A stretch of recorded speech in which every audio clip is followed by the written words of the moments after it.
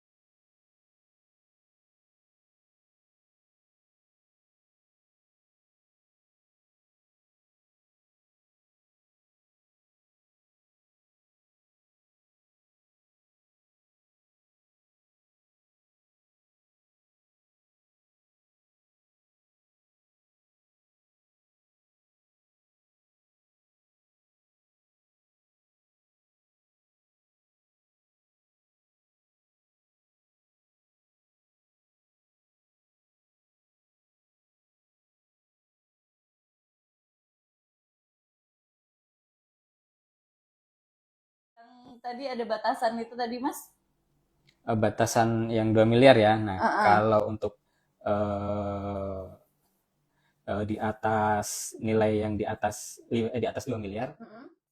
Nah, pada episode kali ini menarik, kita akan membahas sesuai judulnya beli rumah lagi, gratis PPN lagi, Mas. Wow, menarik ada lagi. Nih. Menarik memang sesuatu yang membahas terkait dengan gratis-gratis nih menarik ya, Mas ya. Berarti kalau kemarin sudah gratis, sekarang gratis lagi begitu?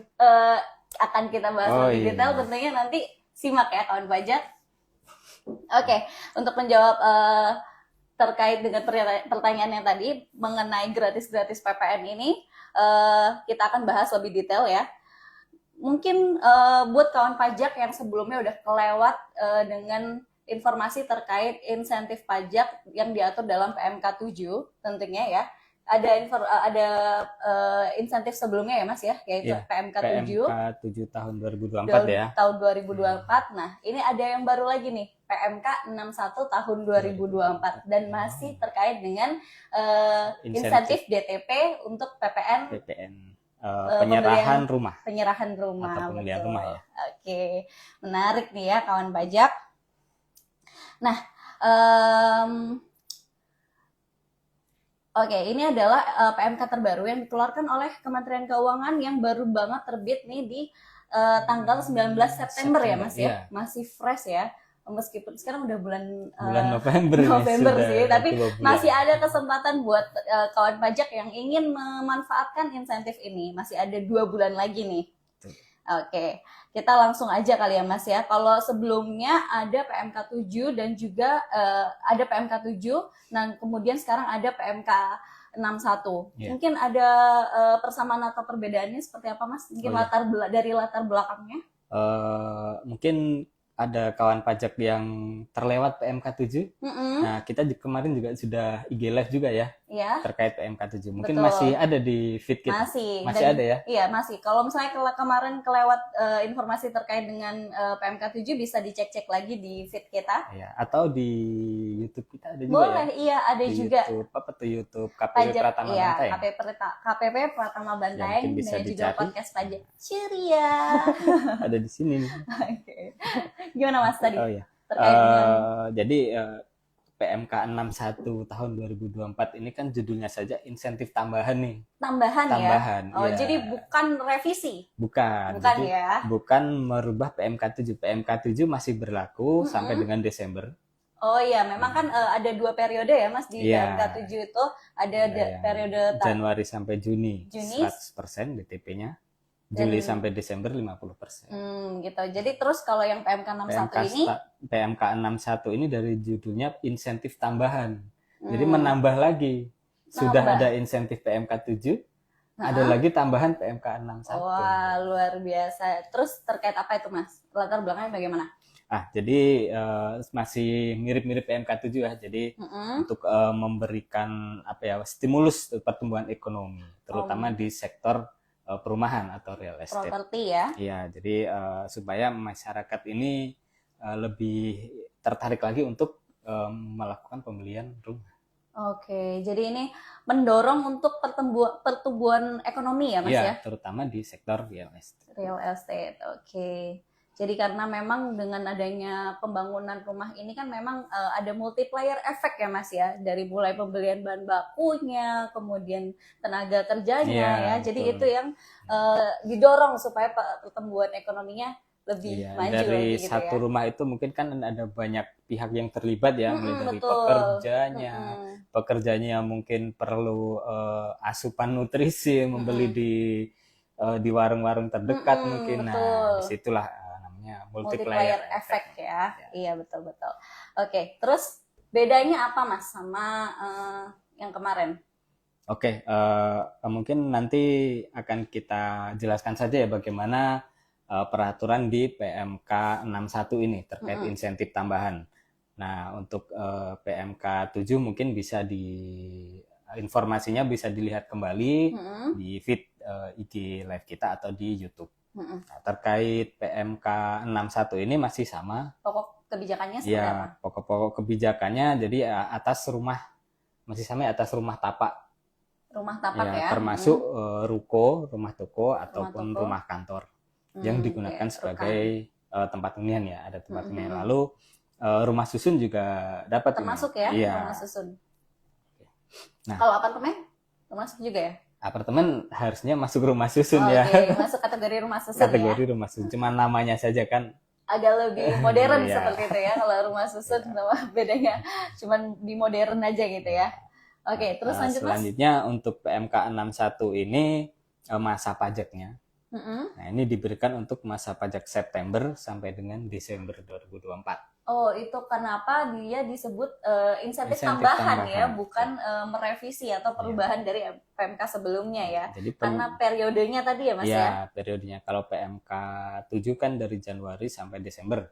Betul. Kalau PMK 61 ini dari September sampai Desember. Wow, berarti masih ada 2 bulan ya kawan pajak? Masih cukup lah. Masih bisa lah ya. Mungkin siapa tahu ketiban rezeki nomplok ya, tiba-tiba besok beli rumah gitu kan. Atau biasanya akhir-akhir tahun ini kan ada promo. Biasanya sih developer gitu ya. Mereka mengeluarkan promo-promo akhir tahun gitu. Bank. Kalau mau ambil KPR gitu ya Mas ya. Oke, lanjut Mas. Nah, jadi tadi kan untuk penyerahan atau pembelian yang dilakukan di September sampai dengan Desember 2024. 2024, oke. Ya, penyerahan ini bagaimana mengakui penyerahannya? Jadi penyerahannya pada saat ditandatangani akte jual beli oleh PPAT. Atau pada saat ditandatangani perjanjian pengikatan jual beli di hadapan notaris. Oke, perjanjian pengikatan jual beli atau ya. Jadi serta dilakukan penyerahan hak secara nyata. Jadi ada memang rumahnya itu sudah tersedia untuk dijual. Jadi bukan yang rumah masih dalam proses pembangunan. Karena kan biasanya memang ada beberapa tahap ya. Ada mungkin baru launching, baru launching, dipesan, padahal barangnya belum ada. Nah, belum dibangun khusus gitu untuk ya. rumah yang sudah tersedia untuk dijual. Jadi buktinya dengan adanya berita acara serah terima atau BAST. Dan BAST-nya ini harus dari September sampai Desember 2024. September sampai Desember 2024. Jadi untuk rumah yang udah siap aja, udah ready stock, jadi nggak pre-order lagi gitu ya Mas ya. Ready stocknya di September sampai Desember itu. Kalau aja. Sekarang mungkin masih proses. Nggak bisa ya? Masih bisa, kan masih ada Desember nih. Siapa tahu ya kan dibangunnya dalam waktu 1 hari gitu ya. Masih ada kesempatan ya. Oke, lanjut Mas. Terkait kriteria nih Mas. Kriterianya seperti apa? Ya, kriteria masih sama dengan PMK rumah sebelumnya? Ya, kriteria rumah yang mendapatkan ini masih mirip dengan sebelumnya ya.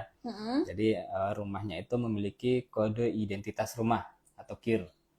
Lalu kriteria selanjutnya adalah harga jualnya maksimal 5 miliar rupiah. Maksimal 5 miliar ya. Jadi sampai 5 miliar nih. Kalau 5 miliar ya berarti pas tuh. Kalau 5 miliar lebih 1.000? Oh, tidak boleh. Tidak bisa ya Mas ya. Oke, lanjut Mas. Lalu diserahkan secara fisik. Nah, diserahkan secara fisik ini berarti kan sudah bentuk ready ya, ya. Sudah ready rumahnya ya. Ya diserahkan secara fisiknya dari 1 September sampai 31 Desember 2024. Lalu kriteria selanjutnya merupakan rumah dalam kondisi siap huni yang pertama kali diserahkan oleh PKP penjual yang membangun rumah tersebut. Atau developer. Iya, jadi bukan rumah yang sudah diserahkan ke pembeli, lalu pembeli menjual lagi. Oh, bukan ya. Jadi dari developer ke pembeli ya, bukan dari orang pribadi ke orang pribadi. Oke. Nah, lalu diberikan maksimal untuk satu unit rumah atau rumah susun untuk satu orang. Satu rumah, satu orang, satu insentif. Satu orang, iya. Dan tidak boleh dijual kembali sampai jangka waktu 1 tahun. Oh ya, oke. 1 tahun sejak diserahkan rumah tersebut. Oke, baik. Terkait dengan KIR ini didapatkan dari aplikasi Sikumbang ya Mas ya? Kalau untuk kode identitas rumah biasanya untuk teman-teman developer ini bisa dapatkan di Kementerian PUPR. Ya.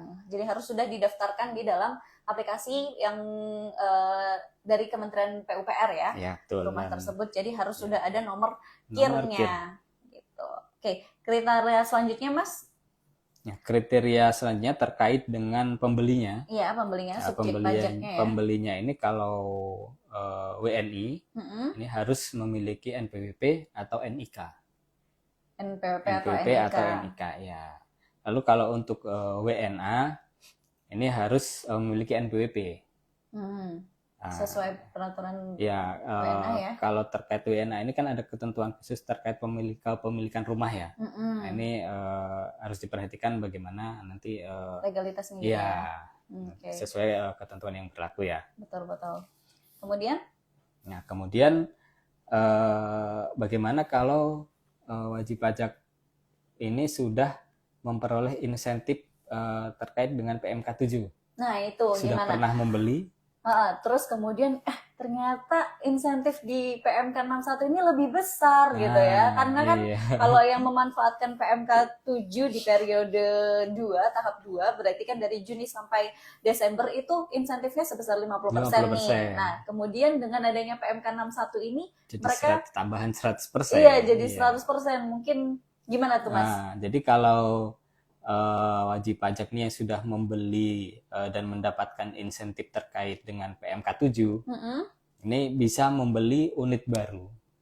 Unit baru ya, bukan? Apabila membeli unit baru, ini bisa memanfaatkan insentif yang PMK 61 ini. Oh, jadi bukan unit yang lama ya? Jadi bukan unit yang lama itu dipindahkan insentifnya ke PMK 61 ini tidak bisa. Oh, jadi tidak bisa. Jadi unit yang lama tetap menggunakan karena insentif PMK 7 ya. PMK karena unit yang lama yang sudah dibeli itu sudah terjadi penyerahan memanfaatkan PMK 7, tidak bisa pindah tidak bisa pindah ke PMK yang baru. Ya.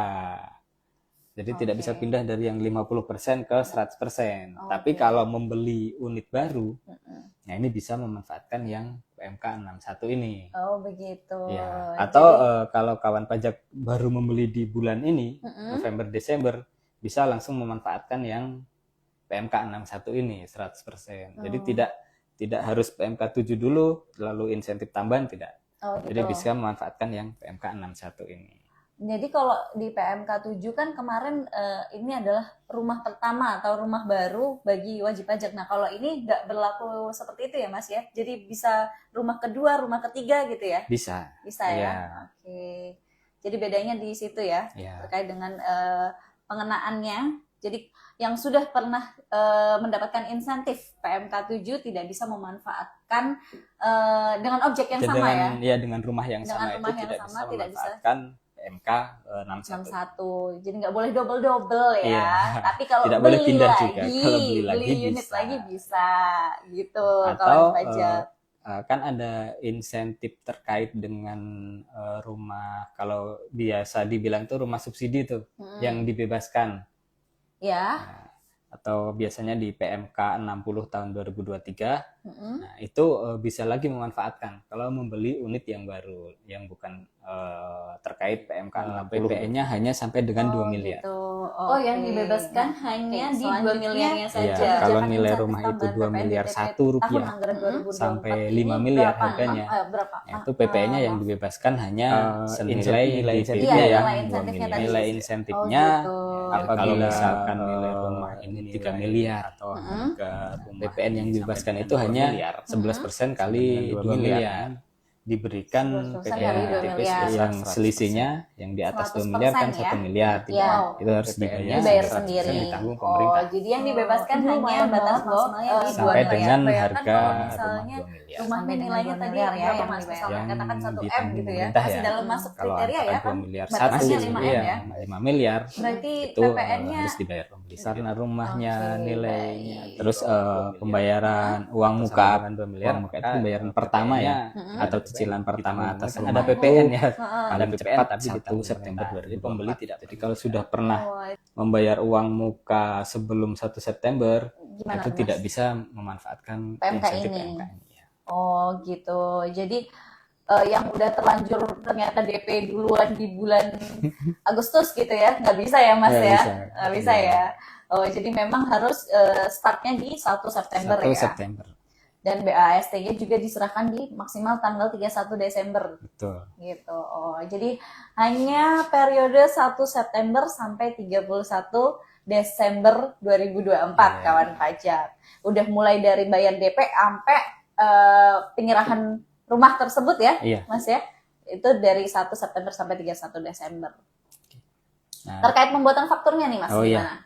Nah, untuk fakturnya ini apabila harga jualnya ini sampai dengan 2 miliar. Nah, ini pengusaha kena pajak, penjual hanya perlu membuat satu faktur pajak dengan kode 07 dengan dasar pengenaan 100% dari nilai rumahnya itu. Kalau itu 2 miliar. Kalau lebih dari 2 miliar? Sampai dengan 2 miliar ya. Kalau harga rumahnya itu 2 miliar Rp1 sampai dengan 5 miliar. Ya. Ini penjualnya harus membuat 2 faktur pajak. 2 faktur pajak ya. Karena yang ditanggung PPN-nya kan hanya sampai nilai 2 miliar tuh. Betul. Nah, yang satu faktur pajak ini sampai dengan 2 miliar. Jadi satu faktur pajak nilainya 2 miliar. Itu PPN-nya ditanggung pemerintah dengan kode faktur 07. Lalu nilai yang di atas 2 miliar itu dibuatkan faktur sendiri dengan kode 01. Jadi itu yang harus dibayar oleh pembeli. Jadi kalau misalnya lebih dari 2 miliar ada 2 faktur pajak ya yang harus dibuat oleh kawan pajak developer nih ya.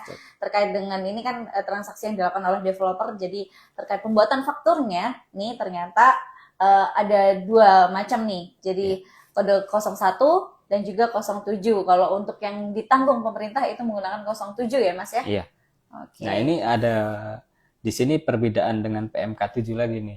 Apa tuh Mas? Terkait faktur pajaknya. Gimana? Nah kalau PMK 7 ini fakturnya minimal 2. Fakturnya minimal 2? Jadi untuk harga sampai dengan 2 miliar itu ada 2 faktur. Gitu. Iya, sedangkan untuk harga 2 miliar Rp1 sampai 5 miliar itu ada 3 faktur. 3 faktur. Iya. Gitu. Jadi minimal 2 ya? Iya, jadi kalau untuk ini lebih mudah PMK 61 ini. Gitu. Pembuatan fakturnya lebih mudah. Ini kesempatan besar ya untuk kawan pajak dan juga para developer nih ya untuk mengajak masyarakat untuk segera beli rumah. Sarana promosi lah. Iya, sarana promosi bagi developer ya. Untuk mungkin dari sebelum-sebelumnya ada rumah yang belum laku gitu ya. Jadi Betul. dengan adanya PMK ini menjadi sarana promosi bagi developernya. Oke, tadi, nah ketentuan untuk pembuatan faktur itu sendiri seperti apa Mas? Atau masih sama seperti kita membuat faktur biasa atau bagaimana? Untuk ketentuannya masih mirip-mirip ya.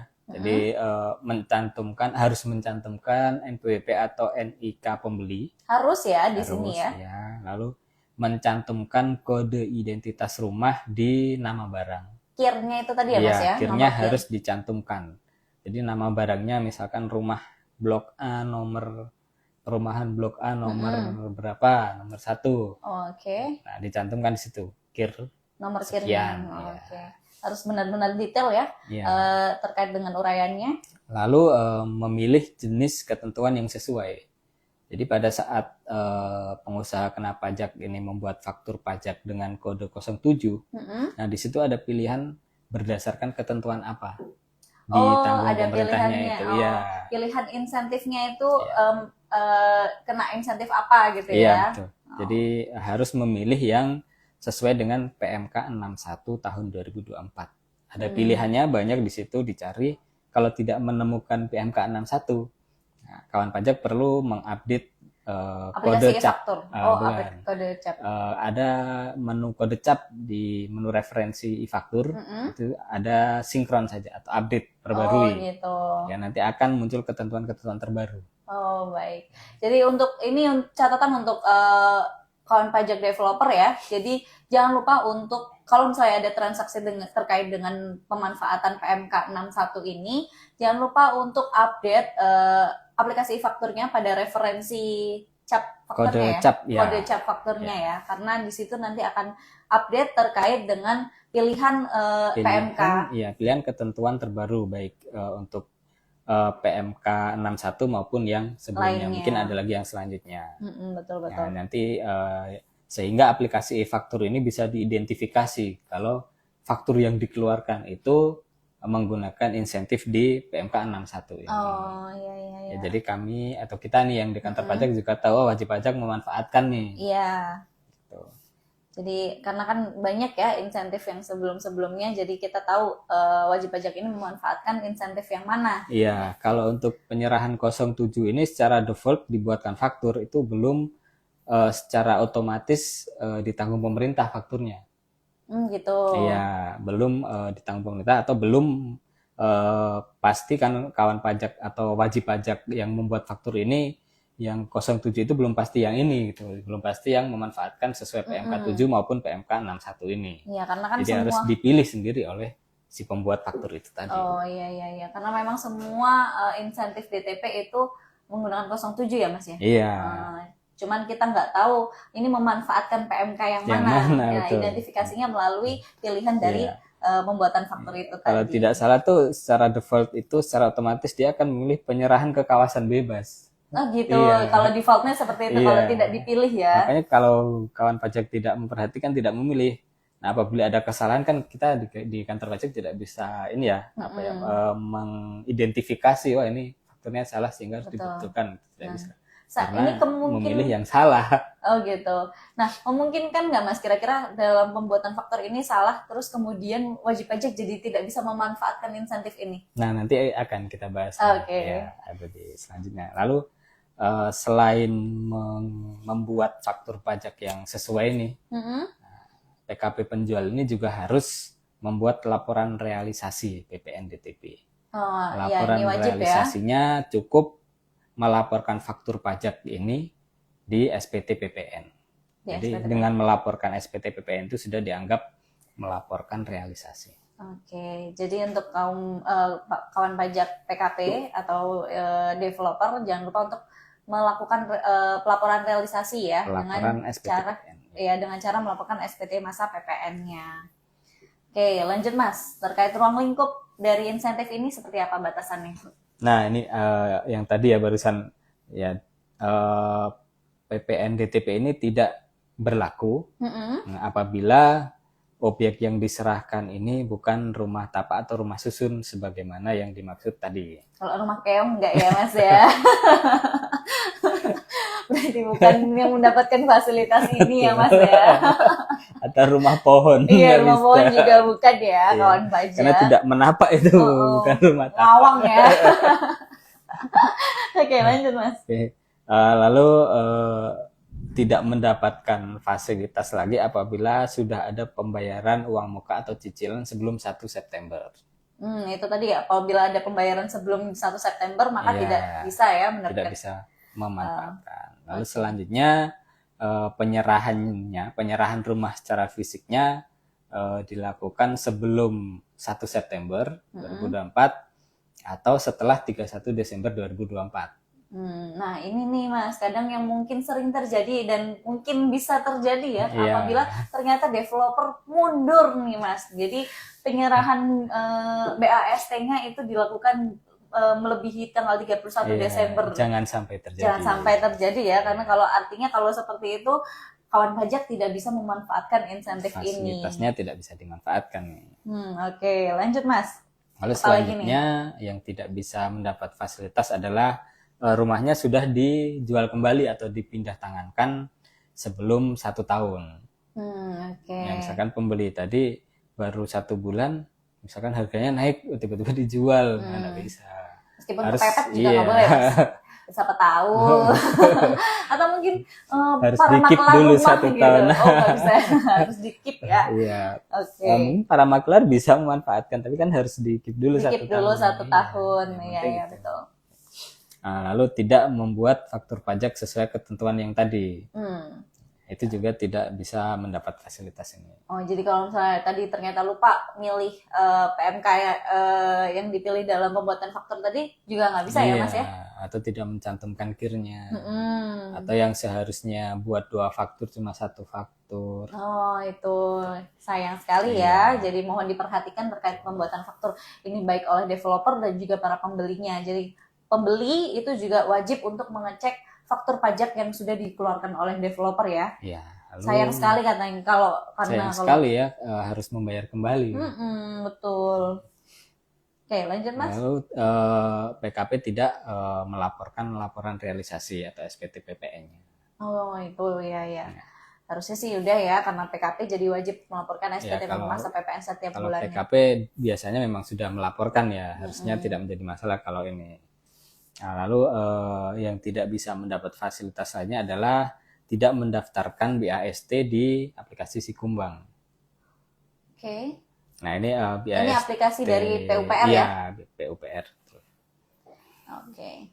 Nah itu tadi batasan yang menjadi alasan kenapa mungkin tidak bisa memanfaatkan fasilitas PPN DTP ini ya. Iya, jadi tadi mungkin kalau saya rekap sedikit ya, singkatnya berarti bukan rumah keong ya, benar-benar harus rumah tapak atau rumah susun atau yang sesuai dengan kriteria tadi ya. Kemudian memang harus benar-benar diserahkan di periode 1 September sampai 31 Desember. Pembuatan fakturnya juga jangan sampai salah ya, baik developer maupun pembeli juga harus mengecek kembali, dan juga untuk developer jangan lupa melaporkan SPT masa PPN-nya setiap bulan karena itu merupakan bentuk dari realisasi pemanfaatan insentif PPN ini tadi, dan mendaftarkan objek pajak tersebut atau rumahnya tersebut pada aplikasi Sikumbang, aplikasi dari Kementerian PUPR. Iya. Nah, lanjut Mas. BAST-nya tadi harus didaftarkan di Sikumbang akhir bulan berikutnya. Akhir bulan berikutnya. Ya, setelah dilakukan serah terima ya. Misalkan serah terimanya tanggal sekarang nih, tanggal berapa ini? Tanggal 15 November. Maka BAST-nya paling lambat 31 Desember nanti, akhir bulan berikutnya. Akhir bulan berikutnya, oke. Kalau misalnya transaksinya di 31 Desember, berarti 31 Januari paling lambat. 31 Januari terlalu lambat ya untuk melaporkan Sikumbang ke aplikasi Sikumbang. Mungkin ada tambahan lagi Mas? Untuk kawan pajak yang sebagai PKP penjual atau developer ini mungkin perlu diperhatikan ketentuan pembuatan fakturnya. Karena ini kan bukan bebas PPN ya, tapi PPN ditanggung pemerintah. Iya. Nah, jadi kemungkinan akan diadakan semacam evaluasi begitu ya. Jadi bagaimana pembuatan fakturnya. Nah, demikian tadi informasi terkait dengan PMK 61 tahun 2024 terkait dengan insentif PPN DTP untuk pembelian rumah tapak gitu. Nah, semoga informasi tersebut bermanfaat bagi kawan pajak dimanapun kawan pajak berada. Dan semoga kawan pajak bisa memanfaatkan insentif ini. Betul, karena masih waktunya ada 2 bulan lagi nih. 2 bulan lagi. Nah, jadi segera manfaatkan insentif tersebut ya kawan pajak. Nah, demikian podcast Pajak Ceria episode kali ini. Kembali lagi dengan podcast pajak berikutnya di episode berikutnya. Saya Sarah Frasilia. Dan saya Tulus Dwi Atmanto. Pamit undur diri. Wassalamualaikum warahmatullahi wabarakatuh. Dadah.